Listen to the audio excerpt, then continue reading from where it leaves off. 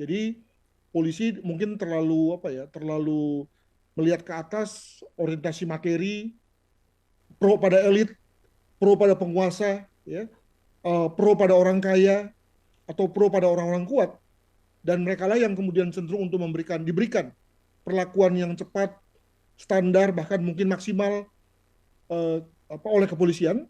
Sementara bagi orang-orang yang biasa, orang-orang kecil, orang-orang yang nobody, maka harus nunggu antrian gitu ya.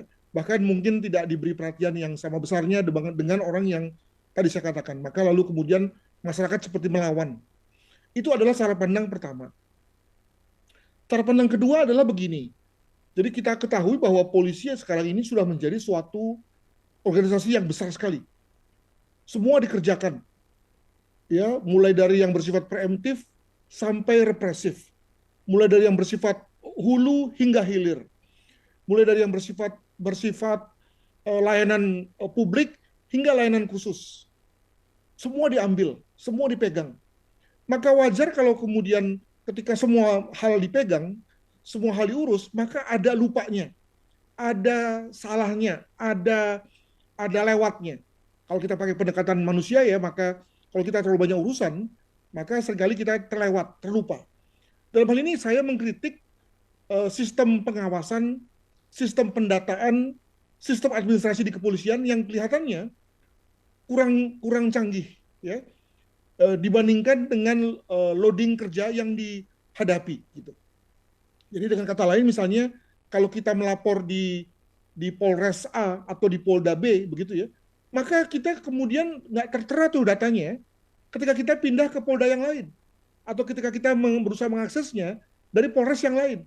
Lah katanya Polri se-Indonesia, tapi kok sistemnya, sistem komputerisasinya, sistem pendataannya atau database-nya kok nggak canggih ya gitu ya. Maka dengan begitu tidak salah juga kalau kemudian lalu ketika kita melapor, lalu kemudian dengan segera laporan kita kemudian terbenam dalam tumpukan laporan-laporan yang lain. Karena tadi tidak ada satu sistem yang memungkinkan kita untuk tetap menjadi menjadi nomor satu ya se, se, se, apa, se, terkait dengan waktu kita mensubmit data gitu ya. Nah, hal mana kalau kita memakai pendekatan aplikasi dengan komputer, maka ketahuan kan hari ini kita submit tanggal jam sekian, maka kita mendapatkan urutan satu, gitu ya.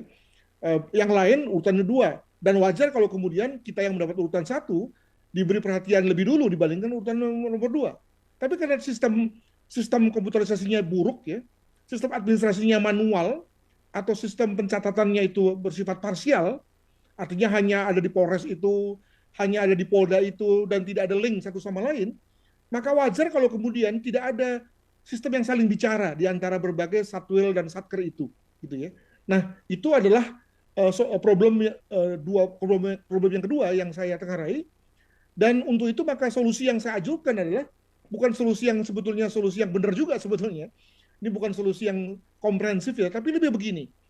Eh, Menghadapi situasi no violence no justice, apa apa reaksi Polri?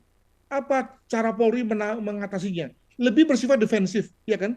Lebih bersifat menganggap bahwa nggak benar tuh, gitu ya. Kami sudah bekerja apa adanya kok. Kami bekerja sesuai dengan perhatian kok. Padahal sudah jelas-jelas bahwa suatu tindakan penahanan, tindakan penyidikan itu dilakukan segera setelah satu kasus viral, gitu ya. Tapi polisinya masih masih bisa ngeles aja tuh, gitu ya. Nah, maka bagi saya begini, apa nggak lebih bagus Polri jangan defensif, jangan menolak, tapi ditampung saja, dijadikan sebagai mekanisme untuk menerima laporan saja, ya. Justru dengan begitu, maka kecenderungan Polri tadi ya untuk menjadi organisasi yang elitis menjadi berkurang. Organisasi yang lemah sistem aplikasinya juga tertangani. Karena tadi ada orang-orang yang mempergunakan media sosial, memviralkan, dan maka lalu kemudian mampu mengatasi situasi yang dua hal yang tadi saya katakan. Tentu kalau orang yang elit, orang kaya, orang yang mampu sewa PH, tentu tidak perlu memviralkan kan. Pasti orang-orang yang memviralkan adalah orang-orang yang nggak punya sebetulnya. Orang-orang yang bersuara di padang pasir dan nggak ada orang yang denger gitu ya. Barulah kemudian mereka memviralkan gitu ya. Demikian juga orang yang sudah 2 tahun 3 tahun melapor tapi nggak ada respons, barulah mereka memviralkan. Nah, dengan kata lain, maka marilah kita melihat kegiatan viralisasi itu justru sebagai satu cara untuk menutupi kelemahan Polri terkait dengan dua hal yang tadi saya katakan. Nah, maka dengan begitu lalu alih-alih ditutupi, alih-alih disangkal, malah menurut saya Polri sebaiknya mengundang orang untuk memviralkan, ya, agar dengan demikian lalu Polri tahu tuh mana kelemahan dia, dan juga jangan lupa bahwa apakah kalau sudah viral lalu kemudian kasusnya pasti benar, kasusnya pasti ditangani, kan belum tentu juga. Jangan-jangan sebetulnya itu hanya versi si pihak-pihak yang viral saja. Begitu kemudian Polri melihat kembali kasusnya, contoh misalnya pada kasus Vina lah, ya, pada kasus Vina dan siapa satu lagi itu, korban yang meninggal itu di Sukabumi. Nah, kan Iki. nggak, ya kan nggak jalan juga kan, nggak bisa juga kemudian pengadilan mengabulkan PK dari mereka, gitu ya. Artinya tetap kembali kepada duduk perkara secara formal maupun material. Tapi paling tidak dengan diangkatnya satu kasus, paling tidak masyarakat sudah terpuaskan, sudah merasa mendapatkan penyaluran, ya, daripada kemudian mereka dongkol ya sekian lama, kasusnya seperti tidak jalan di tempat. Demikian. Tapi ada kaitannya juga nggak, Prof? Misalnya kayak tadi kalau orang kaya akan didahulukan. Apakah ini juga ada kaitannya dengan faktor ekonomi dari polisinya sendiri, ataupun memang kurang orang juga di institusi polisi sendiri? Begini, kilah itu benar, relevan, valid 15 tahun yang lalu, di mana jumlah anggota personil Polri itu jauh di bawah police ratio atau perbandingan satu polisi dengan jumlah penduduk. Ya. Demikian juga ketika 15 tahun yang lalu, jumlah anggaran operasional Polri itu juga jauh dari estimasi. Dan juga jangan lupa bahwa berbagai infrastruktur Polri seperti misalnya mobil, telekomunikasi, forensik, identifikasi itu juga jauh dari kecukupan. Maka wajar kalau kemudian polisi mengatakan bahwa kami kekurangan anggota, kami tidak punya biaya, kami tidak punya peralatan dan seterusnya. Namun dewasa ini 15 tahun kemudian itu tidak lagi menjadi isu. Tidak lagi menjadi isu. Kalau kemudian ada satuan wilayah ya yang masih kekurangan anggota dewasa ini, maka pasti boleh dibilang pasti utilisasi daripada personil itu salah, ya. Terlalu banyak anggota yang kalau dalam bahasa saya itu terlalu banyak anggota yang di BKO-kan, ya. Di apa ditempatkan di menjadi SPRI, ya, menjadi ASPRI, menjadi pasukan pengawal dari pejabat, baik itu di pusat maupun daerah gitu ya. Alih-alih melayani publik, malah mereka menjadi orang yang mengawal pejabat. Dengan kata lain, saya menduga bahwa terjadi salah utilisasi, salah tempat ya dari SDM yang sudah banyak itu. Demikian juga dari sisi dana-dana operasional.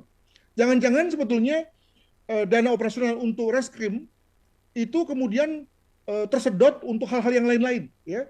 Mungkin tersedot untuk kegiatan pencegahan, kegiatan preemptif dan seterusnya. Bukan berarti itu tidak penting ya, tapi kita bicara mengenai bahwa kasus sudah terjadi, ada orang yang sudah jadi korban dan kemudian melapor, maka mereka harus diberi satu tempat tertentu sebetulnya, ya. Untuk itu maka ketika kemudian negara sudah memberikan cukup dana untuk penanganan kasus baik itu yang bersifat kecil, menengah dan besar, maka kalau kemudian misalnya begini ya, pada bulan 6 saja, lalu kemudian ada satu yang bilang bahwa kami nggak punya lagi dana untuk mengurus kasus. Wah, itu pasti sudah salah penggunaan itu, ya. Jadi dengan kata lain, saya juga ingin mengatakan kepada masyarakat, jangan percaya kalau kemudian ada satwil, satker yang buru-buru mengatakan bahwa kami kurang orang, kami kurang dana, kami kurang alat. Karena itu sebetulnya alasan-alasan usang, alasan-alasan yang khas 15 tahun yang lalu. Demikian. Oke, Prof, satu lagi, Prof, soal penembakan yang dilakukan oleh aparat sipil yang di Tangerang kemarin, oknum TNI AL, kemudian juga waktu di Semarang, polisi yang nembak siswa, itu juga apa yang terjadi akar masalahnya di mana ketika aparat bisa melakukan penembakan kepada warga sipil? Ya saya kira begini ya, kalau kita ambil analogi dengan uang palsu ya, maka dalam konteks uang palsu itu sebetulnya Bank Indonesia maupun bank-bank sentral di berbagai negara itu sebenarnya punya persentase. Bahwa kalau uang palsu dibandingkan dengan uang asli, itu masih mencatat 1/100.000 per mil, gitu ya. Jadi dengan kata lain dari setiap 1 juta lembar itu kemudian ditemukan 1 2 lembar kasus, 1 lembar uang palsu, it's okay lah, it's okay, ya. Artinya apa? Memang itu tentu tidak berarti tidak tentu itu harus ditanggapi serius ya. Namun tidak mungkin juga orang sampai nol ya. Pasti ada saja orang yang walaupun rambutnya sama tapi hati siapa tahu kan. Pasti ada juga orang yang lalu menggunakan mencoba-coba untuk membuat uang palsu. Nah, demikian juga dalam konteks penggunaan pemilikan senjata api ya. Jadi betapapun anggota TNI Polri itu sudah dilatih, dites IQ, lalu kemudian dibiasakan untuk melihat bahwa senjata itu adalah senjata yang mohon maaf mirip dengan istrinya sendiri, istri kedua gitu ya. Tapi tentu ada saja yang kemudian lalu menyalahgunakannya for various reasons. Tapi sepanjang estimasinya masih di bawah perkiraan, maka it's okay gitu ya. Saya menduga bahwa sebetulnya jumlah jumlah anggota Polri dan TNI yang menyalahgunakan senjata yang dipegangnya itu masih jauh dari serius gitu ya. Nah, maka oke lah kita kemudian tangani kasusnya, kita adili oknumnya dan kita obati korbannya, tapi jangan kemudian seperti halnya apa me, me, mencari tikus tapi lalu membakar gudangnya gitu ya. Ada masyarakat yang mengatakan bahwa tarik semua senjata dari polisi. Wah, kacau itu. Kalau semua polisi nggak punya senjata, yang senang maling loh, gitu kan. Nah, jadi dengan kata lain kita proporsional saja bahwa memang ada anggota polisi yang salah, demikian juga anggota TNI yang bermata gelap dan seterusnya, tapi jangan lalu kemudian kita mengambil generalisasi atas semua itu. Demikian. Tapi kalau yang soal saran Kompolnas kan untuk mengevaluasi siapa yang bisa memiliki senjata api, itu termasuk akan bisa menjadi solusi nggak, Prof? Sebetulnya sudah dilakukan. Jadi pada saat mereka pertama kali hendak menggunakan senjata api, mereka dites, ya. Ada beberapa alat tes yang digunakan. Demikian juga mereka melakukan tes penyegaran, ya, secara berkala. Demikian juga ketika mereka hendak melakukan tugas-tugas khusus, seperti misalnya mau masuk sekolah kedinasan atau mendapatkan tugas ke luar negeri, itu lalu ada tes yang baru, gitu ya. Jadi sebetulnya cukup banyak tes yang digunakan untuk menyaring mereka-mereka yang layak atau tidak layak, eligible atau tidak eligible terkait dengan penggunaan senjata api. Nah, tapi kan ada dua kemungkinan bahwa alat tes itu kemudian direspons, digunakan, dipraktekkan secara tidak maksimal. Ya, ini juga ada soal dengan karena yang menguji polisi, yang diuji polisi, maka tentu lalu saling kedip-kedipan tuh gitu ya. Dan yang kedua juga jangan lupa bahwa dengan berkali-kalinya mereka diuji, berkali-kalinya mereka dites, maka ada kemungkinan mereka imun ya. Imun dalam arti sudah hafal dengan alat tesnya. Mirip dengan kita-kita yang orang sipil ya, berkali-kali ikut tes TOEFL, ikut tes IELTS gitu ya. Maka lama-lama kita udah tahu tuh studi soalnya kan, sudah terbiasa gitu ya. Atau tes IQ, tes assessment kalau misalnya Mbak misalnya ikut mau cari job baru di swasta mana gitu ya kan, itu biasanya kan ikut tes assessment tuh gitu ya. Nah, kita lama-lama udah belajar tuh dan hasil sudah bisa mengakali alat tes itu. Nah, itu juga hal yang menjadi pemikiran dari para tester terkait dengan soal senjata api itu. Tapi bahwa kalau kemudian dibilang tidak ada, itu saya kira salah itu ya teman-teman Kompolnas ketika mengatakan demikian. Demikian. Nah, tapi berarti ya untuk semakin menekan oknum-oknum itu apa yang bisa dievaluasi dari institusi aparat hukum? Kembali tadi saya katakan bahwa sebetulnya jumlah penyalahgunaan itu sama sekali belum berada pada situasi alarm.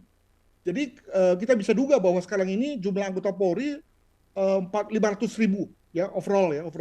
Lalu ada sekitar 350.000 diantaranya memegang senjata api. Nah, 350.000 ya. Nah, kalau kita kaitkan dengan jumlah penyalahgunaan senjata api, apa mencapai segitu kan enggak?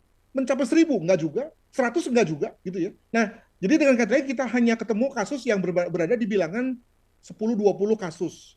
Nah, maka saya berkesimpulan sebagai pengamat, angka itu sih kecil banget tuh. Yang mana bisa kita simpulkan sebagai satu bentuk ya namanya juga oknum ya. Ada oknum yang amat ekstrim sehingga lalu kemudian dengan alat tes kayak apapun juga lalu kemudian ternyata nggak bisa mengidentifikasi ya, maka kemudian dia menjadi orang yang memegang senjata padahal dia orang yang salah gitu ya. Nah, jadi saya kira kita jangan menjadi orang yang panik ya sebetulnya karena tadi secara jumlah penyalahgunaan senjata api itu tidak amat tinggi dibandingkan dengan total populasi aparat pengguna senjata api. Demikian.